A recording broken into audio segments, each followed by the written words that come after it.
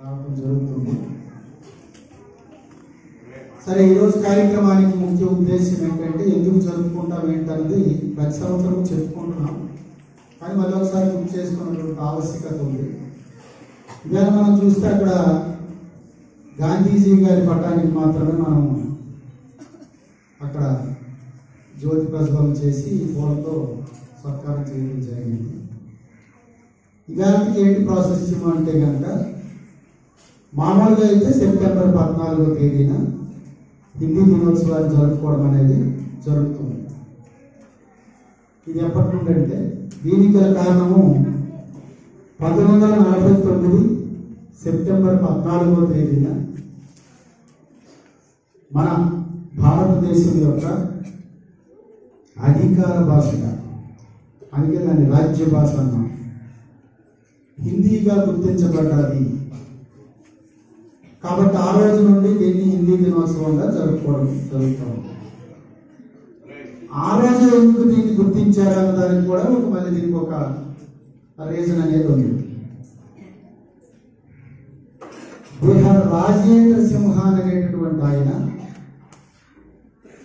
ఇంకా ఇతరులతో కలిపి ఈ హిందీ భాషని రాజ్య భాషగా గుర్తించమని చెప్పేసి చాలా రకాలైనటువంటి కార్యక్రమాలు చేస్తూ దాన్ని గుర్తింపు పొందడానికి అని చెప్పి వాళ్ళు కృషి చేశారు. చేసే సందర్భంలో ఎవరైతే బిహార్ రాజేంద్ర సింహాన్ అటువంటి ఆయన ఉన్నారో ఆయనది ఆ రోజు 50వ బర్త్డే. కాబట్టి మన రాజ్యాంగంలో 351 అధికరణం ప్రకారం 8వ షెడ్యూల్లో ఈ హిందీ భాషని రాజ్య భాషగా ప్రకటించడం అనేది జరిగింది. కాబట్టి ఆ రోజు నుండి దీన్ని హిందీ భాషా దినోత్సవంగా జరుపుకోవడం అనేది జరుగుతుంది. దీని వెనకాల ఇంత రీజన్ ఉంది. అయితే హిందీ భాషని ఎందుకు నేర్చుకోవాలంటే కనుక మనకి 6వ తరగతి నుండి హిందీ భాషని ప్రవేశపెట్టారు ద్వితీయ భాషగా. ఫస్ట్ లాంగ్వేజ్ తెలుగు చదువుకుంటాము, second language Hindi, third language English. ఈ సెకండ్ లాంగ్వేజ్ హిందీ అనేది మేము చదువుకునే రోజుల్లో అయితే మాకు 8th క్లాస్లో ఉంది. అంటే మీరు ఇప్పుడు ఏదైతే 6th క్లాస్లో చదువుతున్నటువంటి హిందీ మాకు 8th వరకు ఉండేది కాదు. ఆ 8th క్లాస్లో చదువుకున్నాం. కొన్ని దగ్గరలో కొన్ని యూపీ స్కూల్ కాబట్టి హిందీ పోస్ట్ నుండి మళ్ళీ దీన్ని 8th క్లాస్లో పెట్టడంతో దాన్ని యూపీ స్కూల్ నుండి హై స్కూల్కి వాళ్ళకి మార్చేయడం, ఇవన్నీ ఇంచుమించు మా బ్యాచ్ల్లోనే జరిగాయి మేము చదువుకునే రోజులు. కాబట్టి మాకు ఎంతో కొంత 10వ తరగతి వస్తానికి ఇప్పుడున్నంత అవేర్నెస్ కానీ ఇప్పుడున్నంత పోస్ట్ కానీ అప్పుడు పాఠశాలకు లేకపోవడం వలన హిందీ పట్ల భయంతో కానీ అది అర్థం అవ్వకపోవడంతో కానీ ఒకంత వెలుగుగానే మేము ఉన్నాం. ఈవెన్ 10th క్లాస్లో కూడా హిందీ భాషలో తక్కువ మార్కులు వచ్చి తదుపరి అంతా కూడా తెలుగు ప్రాధాన్యత కలిగినటువంటి ప్రదేశం అవడం వలన ఈ హిందీ పట్ల మనం ఇంట్రెస్ట్ చూపకపోవడము, దాని మీద భయం అయితేనేది, అర్థం అవడం అయినటువంటి ధోరణి అయితేనేది. ఎప్పటికీ కూడా హిందీ అయితే కనుక మనకు రాదు, ఆ భాష కష్టం అనేటటువంటి ఆలోచన అయితే కనుక ఉంది. కానీ మీ స్థాయిలో కానీ ఆ భయం కానీ పోయినట్టయితే కనుక ఇబ్బంది ఏమి ఉండదు. మీకు ఇప్పుడు చాలా వరకు దానికి సంబంధించినటువంటి మ్యాటర్ అయితేనేమి, భాష ఆ రకంగా కమ్యూనికేషన్ అయితేనేమి, మనకి హిందీలో కానీ కమ్యూనికేషన్ వస్తే మన భారతదేశంలో ఎక్కడికైనా తిరగవచ్చు. ఏం లేదు, ట్రైన్ ఎక్కితే అవుతుంది, తెలుగు మాట్లాడు హిందీయే, నీకు ఏ వస్తువు కావాలన్నా హిందీయే, నేను కొనాలన్నా హిందీయే, అర్థమైనా అర్థం అవ్వకపోయినా ఊరుపడతారు. వాళ్ళు అయితే చదువుకోవాలి మన పక్కన ఉంది, అర్థం అవ్వకపోయినా. సో అయితే మనకి ఇప్పుడు మంచి అవకాశం ఉంది. 6వ తరగతి నుండి 10వ తరగతి వరకు చదివేటటువంటి క్రమంలో హిందీ పట్ల కొద్దిగా ఇంట్రెస్ట్ కానీ పెంచుకున్నట్టయితే కనుక రేపు పొద్దున్న మనం ఎలాగో ఇక్కడే ఉంటామని గ్యారెంటీ లేదు. దేశంలో ఎక్కడైనా మనం జీవనోపాధి కోసం వెళ్ళేటటువంటి అవసరం రావచ్చు. ఆ అవసరాలతో మనకి ఖచ్చితంగా ఉపయోగపడతాయి. అయితే ఇది కమ్యూనికేట్ చేసేటప్పుడు మనం మాట్లాడితేనే అర్థమవుతాయి.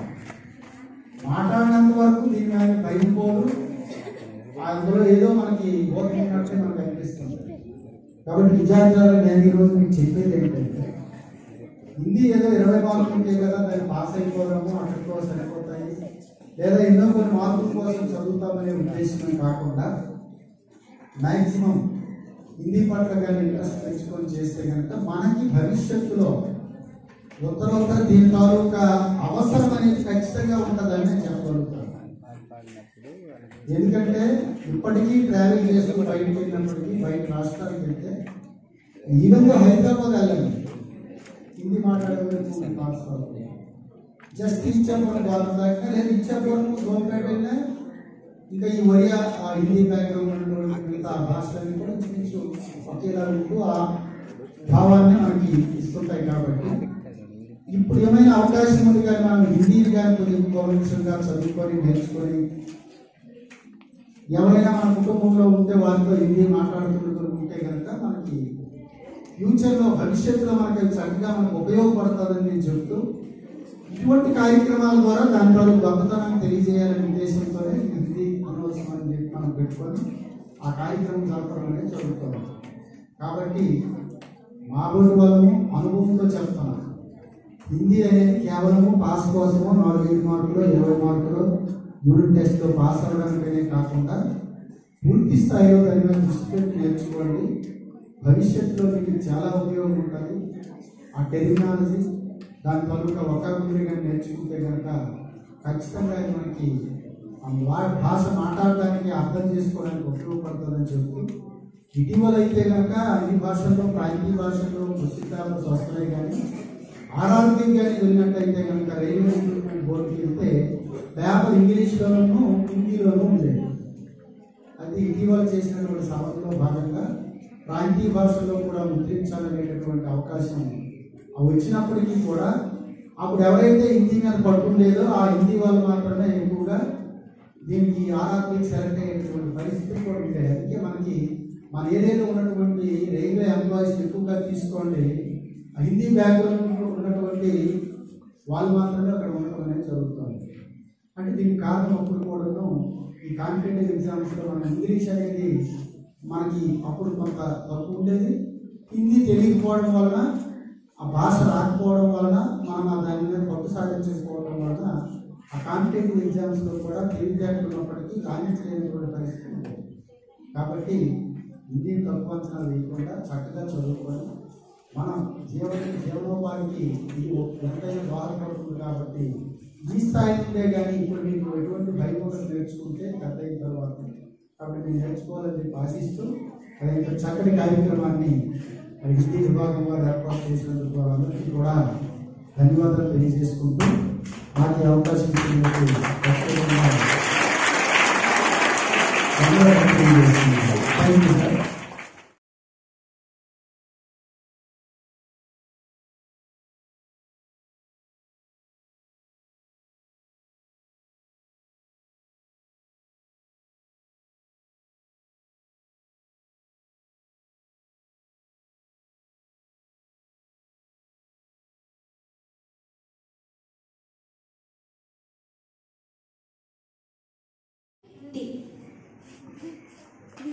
हिंदी दिवस हर साल 14 सितंबर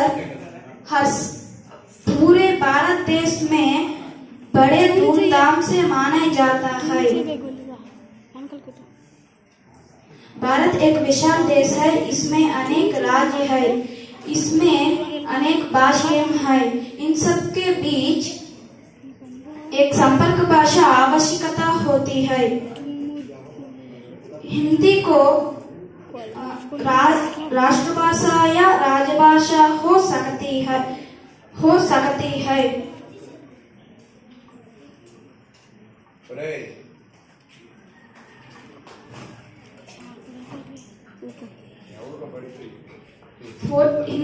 हिंदी दिवस को 14 सितंबर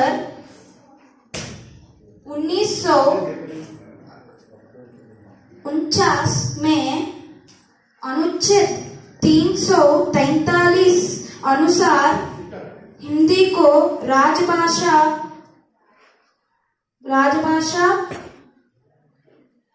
रूप में घोषित किया गया।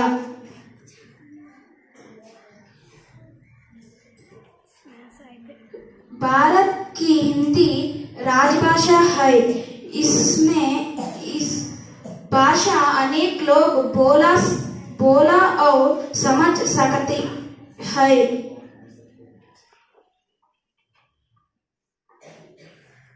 हिंदी भाषा सरल भाषा है। हिंदी भाषा की लिपि देवनागरी है।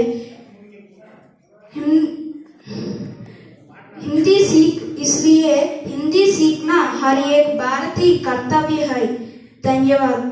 चल चल हिंदी नाते चल चल चल गंगा बीच के चल चल चल काका दिखा के चल चल चल आलू का चाल बेटा कहाँ गई थे बैंगन के टक मरे सो रही थे बैंगन के लात मारा रो रही थे मम्मी ने प्यार किया हंस रहे थे मम्मी की रोटी गोल गोल गोल पापा का पैसा गोल गोल गोल दादा का चश्मा गोल गोल गोल दीदी की बिंदिया गोल गोल गोल चंदा गोल सूरज गोल हम भी गोल तुम भी गोल गोल गोल गोल गोल गोल गोल